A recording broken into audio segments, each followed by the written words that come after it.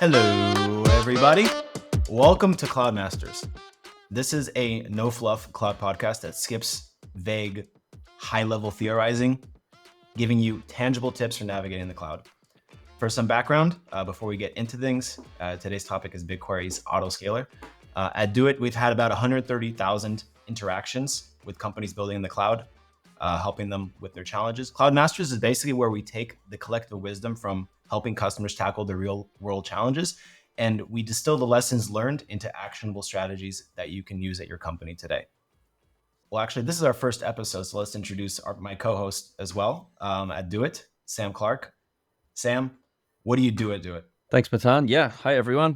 So I'm a technical account manager here at DoiT. That basically means that I work with our strategic customers to try to make sure they're getting the most bang from the buck out of the cloud. We work on operational excellence topics. And as a technical generalist, when I get stuck with some of these issues, then I need to call in the experts like we've got on the call today. Yeah, so we're joined today by Sale Matthews and Matthew Richardson. Try saying that 10 times fast. They're both, I believe it's senior cloud architects, but specializing in data. So lots of BigQuery questions, but that goes beyond that. Is that correct? That is correct. Yeah, we do quite a bit more than just BigQuery, but BigQuery's been the big one for the past 4 months. Yeah, lots of changes since the beginning of January. Just for some background, beginning of the year, Google BigQuery announces that there's this new feature called slots autoscaling, something that's been desired by customers for a long time. For a while, I think everyone's been making their own kind of duct tape solution using cloud functions and flex slots and something else, and maybe other methods as well. This whole episode is about the BigQuery's Autoscaler because there are so many nuances and I think misconceptions or just assumptions about it that from customers from our experiences that simply are either half true or just completely wrong, and that can lead to lots of unnecessary bills, just high bills. So before we dive into the auto scaling, Sale, maybe you can take us into before even BigQuery Editions, we just had flat rate and on demand, and then eventually we had flex slots. Talk about maybe how companies would scale automatically their slots before this. Sure. Yeah. So before this whole editions thing, there was a thing called flat rate, which essentially meant you purchase a certain amount of slots, and once you're there, you had a fixed amount of compute power. And customers would often purchase that, and you would do these in monthly or yearly commitments. And so you were kind of stuck with that. So there was a lot of different methods people used. One of the most common was actually using your flat rate, let's call them reservations or commitments, and they would spread them out among projects. What a lot of customers would do would use those for their core services on what they needed. And then they would kind of piggyback projects onto the back of it that were still running on the on-demand, which is the pay-per usage. Essentially, you pay for how much data you scan. A lot of customers would put, say, like ETL jobs or higher performance jobs in these projects, run them here, and then do their core services on a flat rate project. So they would have a mix and match, however you want to call it, of projects that were on different billing models to meet the performance needs, which generally did pretty well for performance because if you're running something that's kind of high performant, it's not reading much data, but if you have something that reads a lot of data, you get on flat rate or vice versa. And then since a lot of ETL jobs do loading is one of the biggest pieces, on demand, that's free. Whereas if you're on flat rate, you're taken away from your querying capabilities with it. So it was a way that customers did that for the most part. And then fast forward, I guess it's about 4 or 5 years ago, actually maybe it was about 3 years ago now, think about it, when Google introduced a little concept called flex slots, which are essentially short-term commitments or reservations of excess slots on an as needed basis. You get down to like a minute minimum time frame on this. So if you needed a burst of compute power, you could purchase 1,000 or 10,000 or even 100 slots as needed, use them for a few minutes, bring it back down. And these are priced a little bit higher than flat rate slots, kind of to discourage you from pulling these things out and using them for months at a time. It was just excess capacity that BigQuery had across the cloud. And when that happened, a lot of customers started looking at it, realizing, oh, I can do this automatically with a cloud function. It's just an API call. So what they would do is they would be monitoring their slot usage and say, if I get up to a certain spot, and maybe the 95th percentile or 90th percentile was the big ones we saw with lots of customers. If we hit that percentage and we realize we may need more slots because we're probably on a spike or we've got more demand or maybe we're running a big job, you would call a cloud function or a cloud run instance. They would then call out and say, give me 500 slots more, 5,000 slots more. Add it to the current pool and run. And then every 5 minutes or 10 minutes or maybe even a minute for some customers, generally around the US's Black Friday, if they were in the merchandising, they would, or retail space, they would do about every minute or 30 seconds. Run this, checking. Do I need more slots? Do I need more slots? No, I'm not. Oh, I fell down below the percentile function. Now let's take away those slots we hit added. When you say percentile function, it's basically like you have a cap, and when I'm approaching 90% of that slot cap, let's deploy flex slots. And then when I fall back below needing that 90%, then let's shut it down. And if I remember correctly, you were billed by the second, but at a minimum of 60 seconds. That's correct. Yeah, that was what flex slots were. So, I mean, a lot of customers did this. It worked relatively well, but unfortunately, it was across one project or multiple projects only. And thus, a lot of customers were just hammering Google, asking, we need auto scaling on a per job basis. So if I have one query that's going to use 5,000 slots, I want to be able to allow it to do that and then go back down to my 100 slots or whatever. So, which would be expensive for one query. This is kind of like an advantage. Yeah, it'd be definitely an advantage and make it much faster than waiting a minute, 5 minutes, 10 minutes for you to get more slots available to run this heavy duty query that required a lot more compute power. So that was the need for the autoscaler. And a lot of customers did little variations of this cloud function. There were some that were doing it that would automatically do it if they would need it, knowing they were running an ETL job at 2 a.m. They would fire that up at the very beginning, add 1,000 flex slots for that project only, bring it down when they're done. Or if they're running an Airflow DAG, the first step would be, give me a reservation of 1,000 flex slots, run the rest of my tasks in this DAG to do my ETL or do some sort of work here. At the end, the last step would be bring down these flex slots. So there was a lot of little variations of this. It was a very DIY or do-it-yourself autoscaler. I mean, it worked relatively well for what it did. It just had some very big missing pieces, which was on like a per job basis, unless you specifically tuned to do that, calling, give me slots, run my job, bring down slots, and you're still risking those slots getting used by other queries. So you'd have to shove it to another project to keep it completely compartmentalized. It was just a major pain. It needed a auto scaling functionality. I've been having conversations about other episode ideas, and a lot of the topics are like self-managed versus managed, and you have this choice like with Kubernetes. But now, Google basically said, no, we're managing this for you. We're dealing, we're gonna manage the autoscaler with the deprecation of flex slots and whatnot.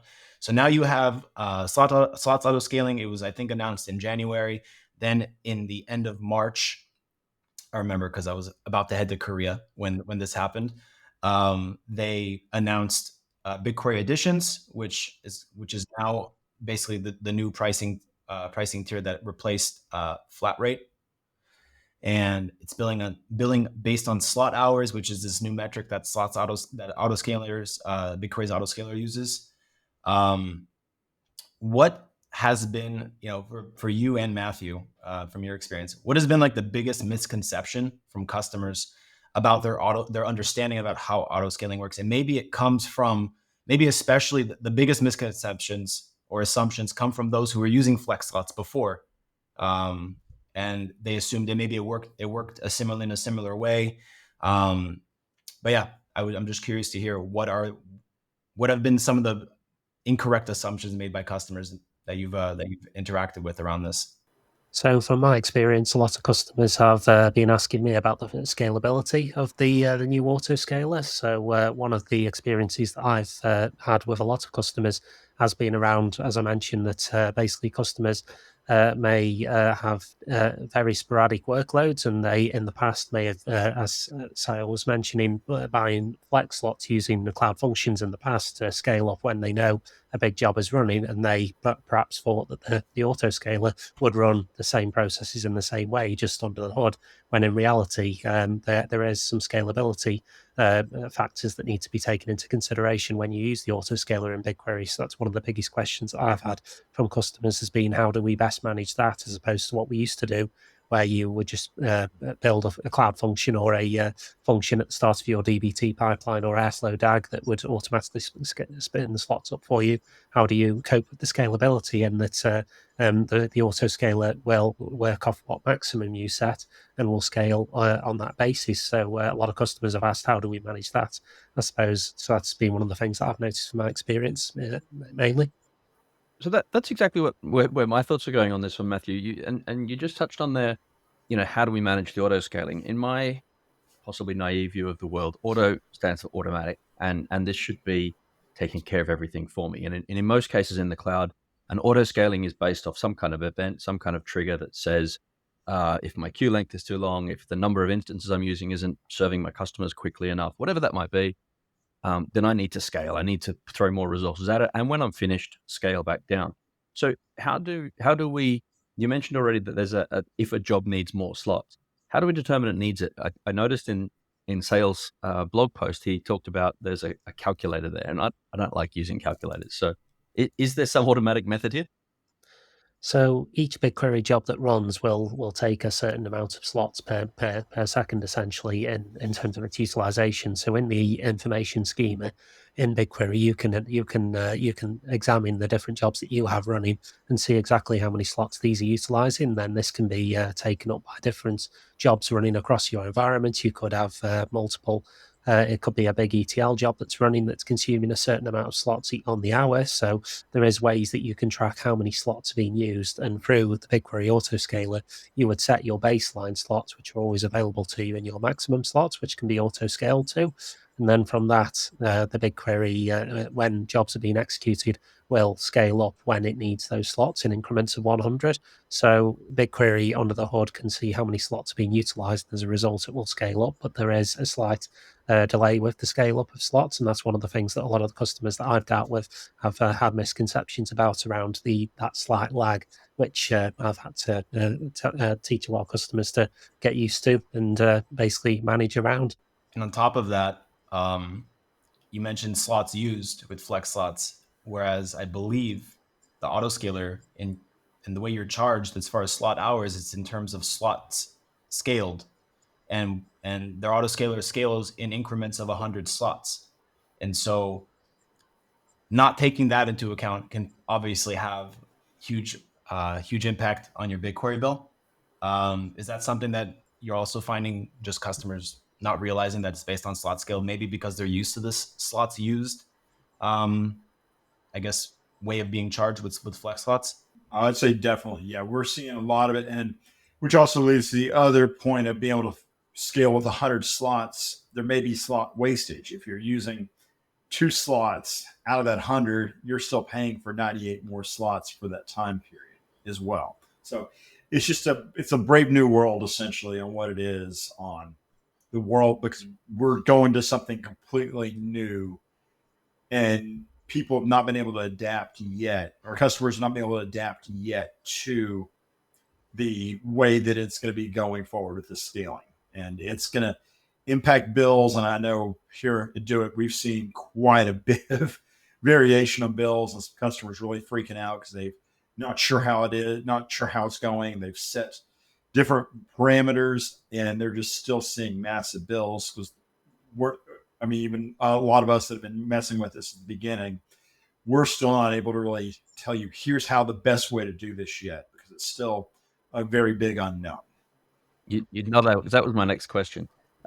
What is the best way to do this?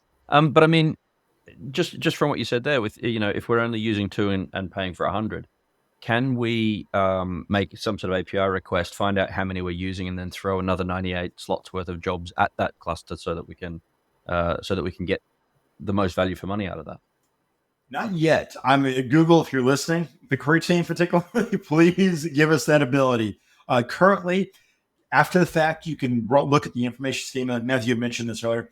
If you look at information schema, it's the reservation changed or changes. I can't remember the exact name, but it's in there. It's the reservation changes or changed view. You can look back after the fact to see how did my scaling happen. So if you're not aware of that, if you look in that information schema view, you can see how your query changed. Unfortunately, if you're doing this on a production project, there may be too much chatter in there, but if you're doing it on a single query, it's pretty easy to find out. So that's how you can do it after the fact. But currently, there is not a good way to do this other than waiting for it to run. Then you look at BigQuery monitoring or the reservation changed views. I can certainly echo that point, Sale, as well, in that I've had some large customers in the past where you've had slot usage go from 500 to 1,500 to 1,300. And from that information schema view that you just mentioned for checking the reservations is vital when they've got auto-scaling set to see exactly how those slots are being utilized in a given time period. So, yeah, I've experienced that quite a lot of customers recently. So, yeah, it's a good point that you made there. So I don't know, Matan, maybe for the podcast, we need to keep track of the number of feature requests we've raised at the cloud providers as we go. This is our first one. There's a lot of things that I feel like we need to decide about the podcast. Like, is this a swearing podcast? How do we handle the swear words? I'm a big SpongeBob fan. Can I replace this? Can we mute or muffle the swear words with dolphin noises? Like that'd be my dream. So a lot of things that we should probably decide in the future about this podcast. One of them being, is this a swearing podcast? We'll see. But while it seems like it's kind of like a wait and see approach, I'm wait and observe, I guess, and then iterate based off of that, as far as like even seeing whether the minimum or the average or the baseline slots and the max slots that you said, if that's working good for you. Of course, you can modify that throughout the month. It's not something that's locked in, right? Are there just general rules of thumb? Is it rules of thumbs or rules of thumb? But rules of thumb that you can take as far as whether maybe whether or not you should use autoscaling, aka Editions, or if you should go to on demand. Do the considerations change? Did it change that much from when companies would consider whether to go flat rate versus on demand, or is it generally the same? Oh, definitely. Yeah, I would say it's night and day, because flat rate, I mean, you knew what your constant bill was, and there was no variations, but you knew you had a fixed amount of resources. And if you hit that, sure, it kind of slowed everything down, but generally it was okay. Customers kind of knew, here's my threshold. And now that we have a changing threshold at the top, it just varies so much. And unfortunately, customers now pay significantly more for that threshold moving. So here's your max. It all of a sudden go here, or it can be here, or it can be here, or it can go down here. And you don't know, but when it goes up here, you may not know it until an hour later, and all of a sudden you've racked up a $10,000 bill because you jumped up 5,000 slots. And that's a max. Yeah, for those who can't tell, when Sale is saying here, you can tell by his tone. If his voice is going higher, his hand is going up, signifying a higher bill. Yeah, I was going to say, I can echo that point again, Sale, as well, in that I've had many customers where in the old world, I would have had no hesitation with recommending flat rate to them, because in their use cases, they have a certain number of average slots. They know how much they're using. But then when you look more deeper into their workloads, when you look at how aggressive the autoscaler can be at certain times, the actual decision usually goes the other way, that it's usually better to use on demand for certain customers where got very sporadic workloads, like maybe through BI tools like Looker being run in the background, or different things that are going into BigQuery. So from that, the decision in framework has really changed a lot in these last few months. So yeah, it's a completely changing world. As you say, it's night and day from the previous flat rate pricing model that we had in the past. So definitely. with that analysis, I guess the flat rate, the commitments within the autoscaling model now mean that we are the same as with any commitment. We are saying we're going to spend 100 slots per hour, per day, per week, per month. We're going to keep them running the whole time. And so if we don't have them running, we're essentially losing money, Matthew, as you just said in that sporadic instance, right? Right. That's the equivalent of what the flat rate was. If you're paying, but you're not using it. But now there's an auto scaling component where you can scale beyond that without having to trigger something on flex slots, as in the past. It really comes back to knowing a lot about your workload and knowing a lot about what your query patterns are going to be and how much you're using BQ to be able to make any kind of even reasonable prediction, let alone an accurate one. Agreed. Yeah, that's the best way to know where. That's kind of the first step in knowing where you need to set your limits, which on your baseline for the minimum and then the maximum of your scaling. And in the information schema, again, you do have a jobs by timeline table as well, which allows you to literally look into your BigQuery environment and see how many slots are being used at any given minute, even down pretty much to the lowest level, basically, of how your jobs are running. So if you've got BI jobs that are running at certain times of the day, you can see where those aggressive times are going to be and where the autoscaler is going to cost you more money. So you can actually plan in advance for all this using the BigQuery information schema. So all the information is there, but obviously it's knowing how to get to it. And that's where a lot of questions have come from a lot of customers over these past few months, certainly. Yeah. And part of the other issue, a lot of these aren't really documented very well. You've got to kind of dig and experiment to discover a lot of these. And thankfully, because do it scale, we're running across a lot of customers and hear from them, they found this, or we discover it. We're able to kind of compile it all together to be able to share with other customers to give the collective knowledge out.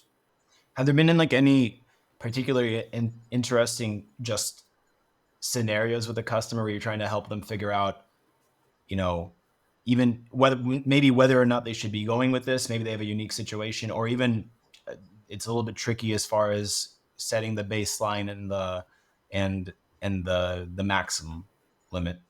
Just as far as I'm sure we've helped customers go from on demand to this, but also switch from flat rate to this. Sometimes keep their flat rate slots, maybe help them commit.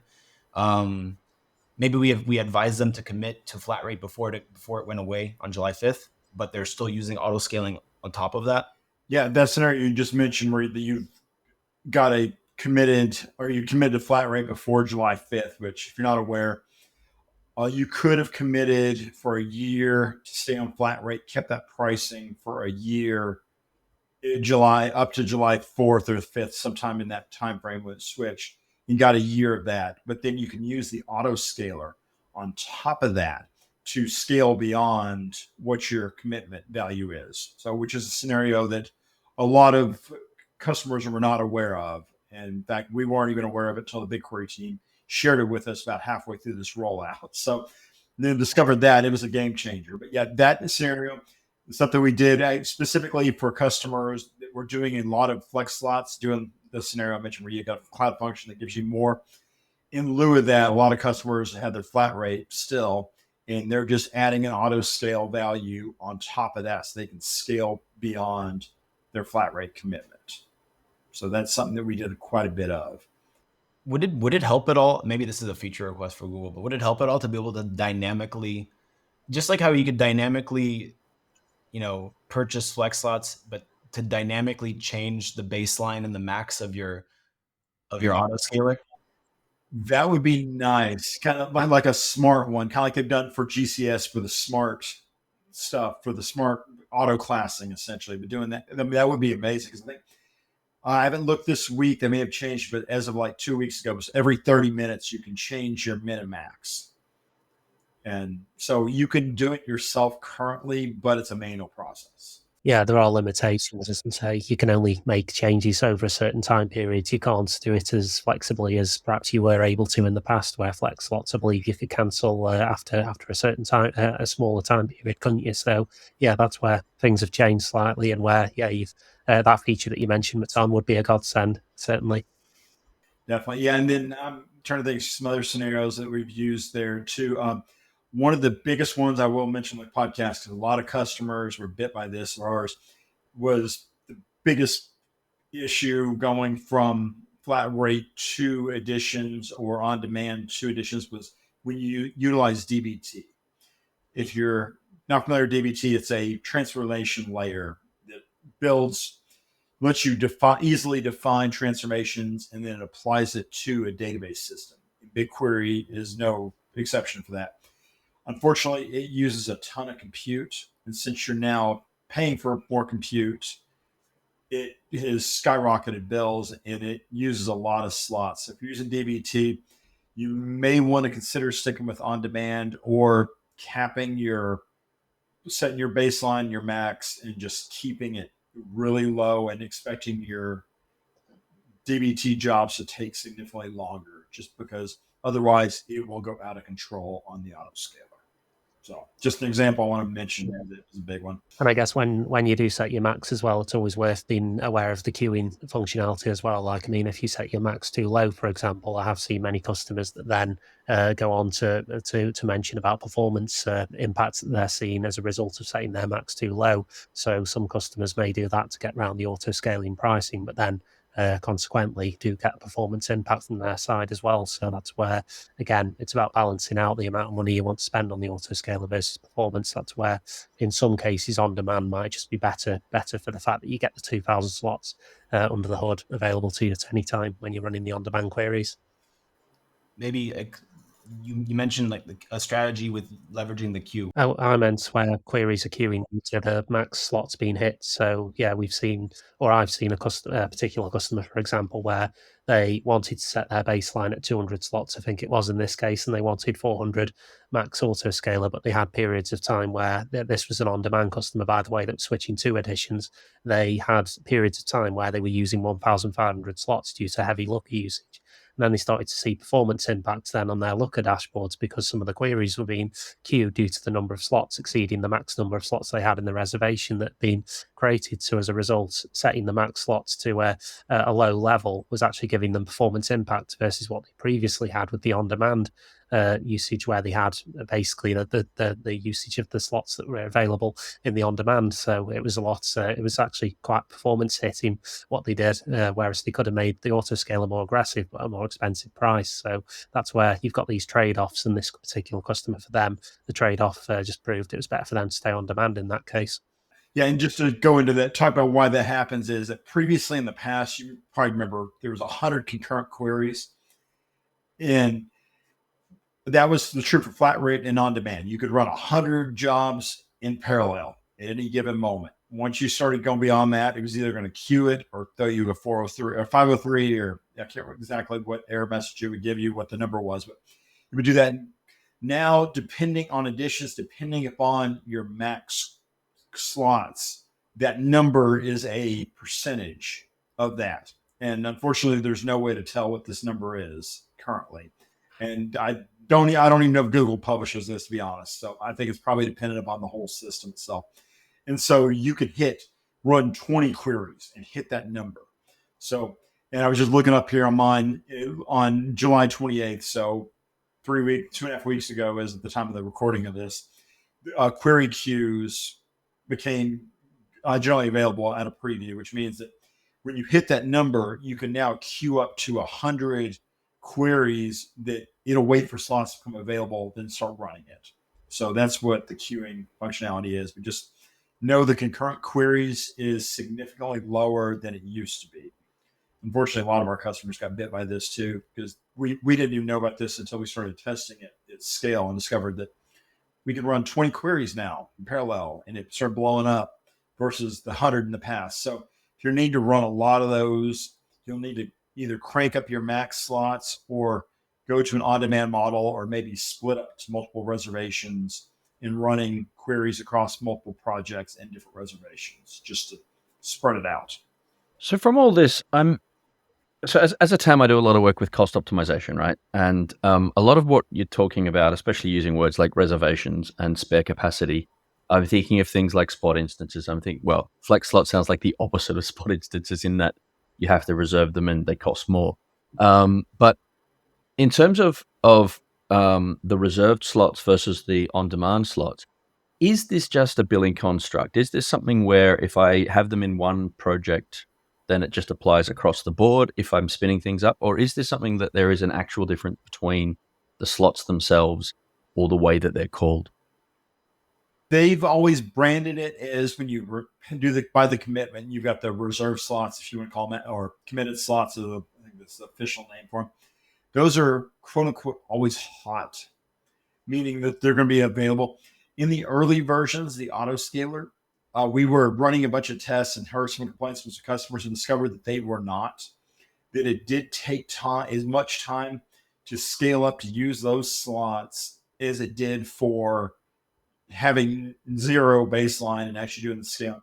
They've since fixed that. There was, I want to say it was like maybe a month ago, maybe 2 months ago, but at one point they did push out a fix that did make it go significantly faster. So one of our large customers was seeing that and brought that up to the BigQuery team, and they said, "Oh, we're aware of it." And then a week or two later, it was fixed, and all of a sudden, performance just went through the roof for that customer, and started seeing less complaints about, well, I'm paying for these slots, they should be faster, but it was fixed. So that was something that the BigQuery team fixes, and a lot of these issues I'm pretty sure they're aware of and are working on that we're talking about on here. But that was one that was a complaint at the beginning, but it was fixed pretty quick. But those reservations, they can be shared across projects, right?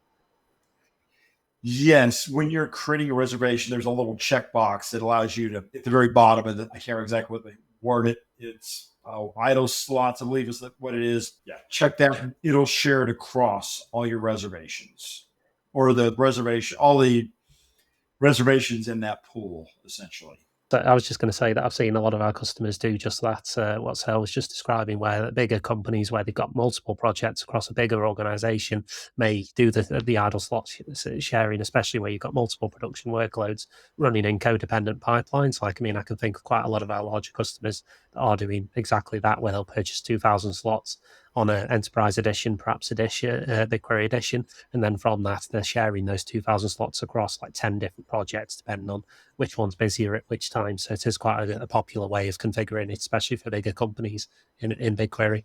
One thing to note, though, on those things that I can't remember, I might know some customers hit this. If you have a mix of standard edition, enterprise, and enterprise plus, you can only share slots across projects for the same edition. So if you've got a couple standard edition projects, you can't pull enterprise edition slots into it. I know I had a customer try that, and they were kind of disappointed. And I think Google's put that in the documentation since, but it originally wasn't. Not even Enterprise Plus and Enterprise? I think it's got to be the same edition. Unfortunately, you can't from like Enterprise Plus share it down to Enterprise. So unfortunately, because it didn't work from Enterprise to standard. And I've only seen one customer get Enterprise Plus, and that's because they had to deal with some defense contracts. So, and that's the big thing for it is FedRAMP. This is like me when I'm in business class and I try to go to first class and ask for a heated towel, a face towel, and they say, "No, sorry, you're in business." Like, doesn't, I don't know. It just reminds me of that type of situation. It's like, but you have these extra towels, like you're just gonna throw them away. Like, I was quite coach. I don't know. I don't even know what these heated towels are. Well, my mom bought me the ticket, so I don't know. But that's exactly what it's kind of ridiculous. But maybe they'll at least make an exception in the future. Another feature request, by the way, maybe for Enterprise and Enterprise Plus at least, since there's lots of overlap there with the features. But when wouldn't you do idle slots sharing?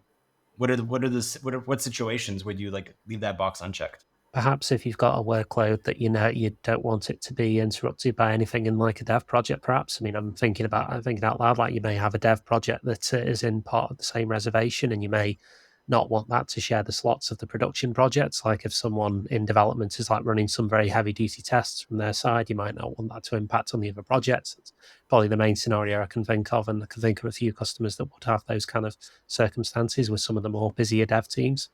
Yeah, another one I would think of, the only one I can really think of off the top of my head would be if you've got a customer-facing dashboard and you don't want that to have any performance impact. You want guaranteed it has to have slots. Looker would be a prime example for that. If you've got customer-facing Looker. I've seen a mix. I've seen some cases where they are checking the sharing idle slots because they're not bothered about how the reservation is using the slots, or they've specifically chosen the projects for that reservation. Or I've seen other cases where you've had use cases that sales just mentioned with Looker, or as I mentioned with the dev teams, where they've unchecked it to make sure idle slots can't be shared. So I've seen both scenarios, quite a bit of a mix from my side. We talked about how you're kind of, as of right now, you're kind of at the mercy of in terms of scaling 100 slots at a time, paying for what scales.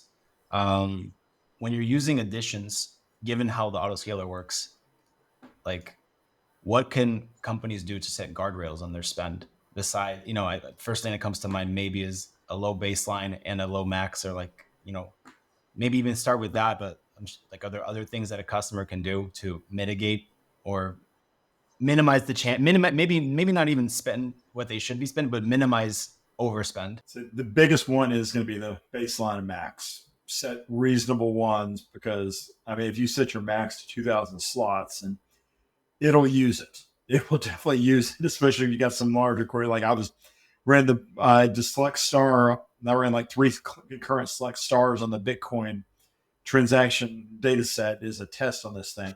And it blew through 2,500 slots just running those 3 queries. It used every bit of them for 5 minutes.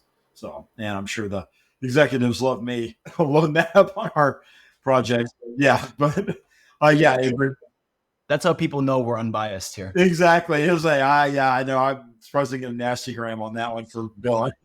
I can tell you some from my own personal experience, but let's not do it today. Yeah. So we're equal opportunity. I was going to say something, but I'm not sure if we're a scoring podcast yet. But we're unbiased here. But other than that, the monitoring your slot usage and putting in alerts is probably because there's really not a good way to proactively approach this. So keeping an eye on it is probably the next best thing. I wish there was I had better advice on that one, but so coming back to what you mentioned with the limits, it's making sure that you're comfortable spending as much as the upper limit costs you for a whole year. Because if you, as you said, put it to 2,000 or something more than you're comfortable spending, then you probably will hit it. Yeah, from my experience, I usually get a customer to set a reasonable max, basically like a POC type of max, because as Sale mentioned, if you set a max, it's going to get used in BigQuery with one row query that runs. So I always get my customers to experiment with smaller numbers first, see if that brings the costs they need, use the monitoring dashboards and monitoring stats that Sale mentioned as well. Then from that, you can improve the processes afterwards, make your max bigger after that, after you're happy with what you've got. That's what I tend to go with. And Sam, we did a cost allocation webinar, and you talked about a best practice about separating or isolating your workloads into different projects or accounts. And it was also mentioned here. You also mentioned about one of the best things you can do is know your workloads really well. And I think if you combine both of those kind of recommendations, it's one, isolating your workloads into different projects. Because the more everything is combined, the harder to predict it is, and isolating, what maybe caused a spike, and whatnot. Because I think in the past, Matthew, you talked about separating workloads into projects and then kind of building a strategy around that with regards to the pricing plan. Yeah, I'm quite a big advocate of separating out, say, BI workloads perhaps from more operational workloads. It can definitely be a good strategy to have one project for each particular workload, because then you can isolate the slot usage for that particular project and workload, and then from that you can provision the resources you need for that. Like it may be that for a dev project, it may be better to just leave that on demand, take the cost there, or perhaps you've got a Looker project where a more bigger reservation might be needed. It's very good to, like say, split things even between dev, test, and prod as well, because again, you might have smaller amounts of data in different projects. You may want to distribute the slots out to different ways. So yeah, I'm a big advocate of having different projects for different workloads for that reason. And this auto scaling topic really is a pertinent one for that point as well. Yep. Nellie's actually a feature request I'm going to throw in here just in case is currently when you set up BigQuery Editions, your billing only appears for your administrative project or management project. It doesn't break it out for what project ran what query. It's only a big block. And there's no way to really get around that unless you put tags or labels, depending on what cloud you come from, on your jobs. There's no other way to really break out what they cost. So that is actually a best practice that I've brought up to a lot of customers is if you currently can't put tags or labels. I can't which I've been doing too much AWS. I get this too confused here lately.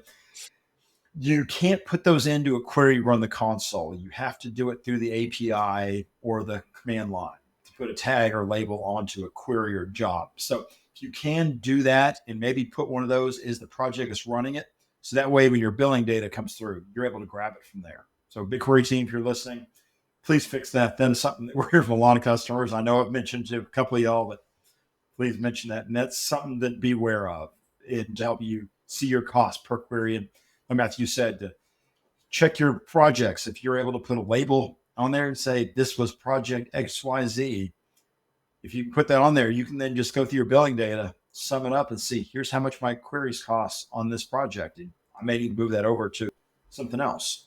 Well, we've got Google Cloud Next coming up at the end of this month. At the time of recording, it's about 2 weeks away.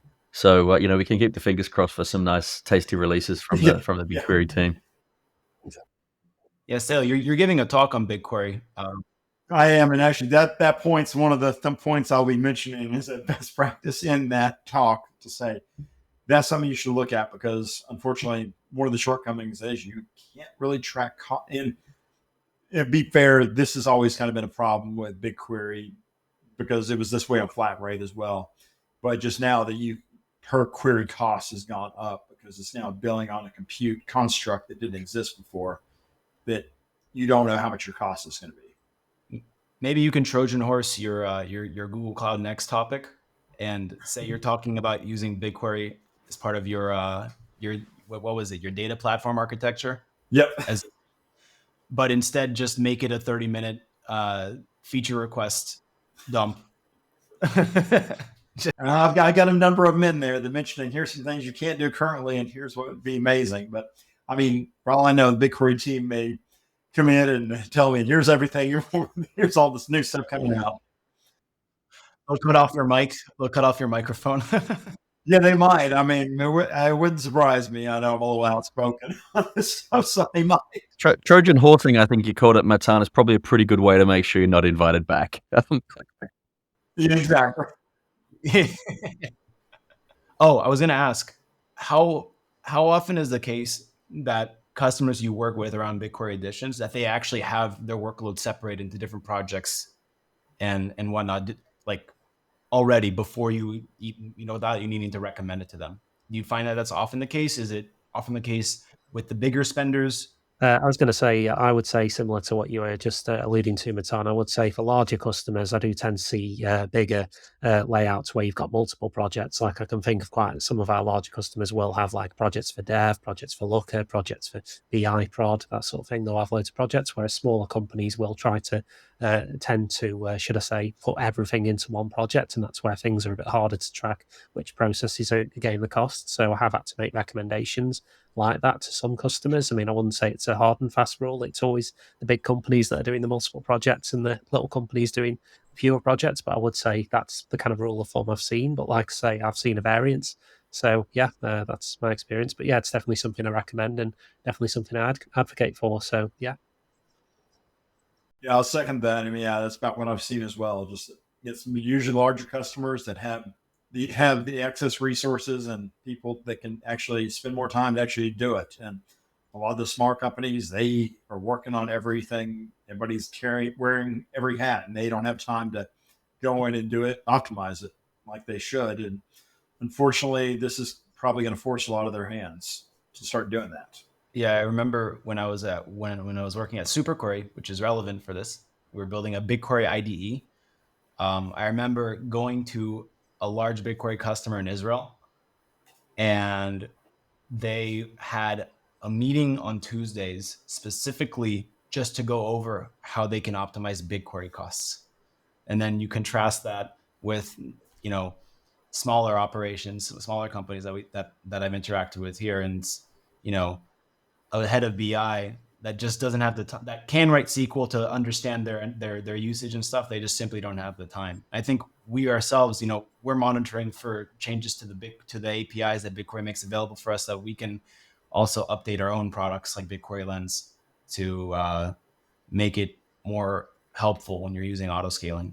Yeah, and that also jumps into, if you're a customer of ours, we also monitor your costs, and we can do anomalies on this. So if you have a big spike or something like that through the DoiT platform, we help you out with that as well. Any last words on just anything we didn't cover on how the autoscaler works, how it can benefit you or hurt you if you don't use it correctly? Anything that wasn't mentioned before? We covered a lot here before we set up. I think one thing I don't think we talked about was the scale down period, the scale up and scale down periods, which are something that's unfortunately, like Matthew mentioned, if you have a spiky workload, it's not a good fit. And this is one of the reasons is that Google says it takes up to 10 seconds to scale the slots up to run things.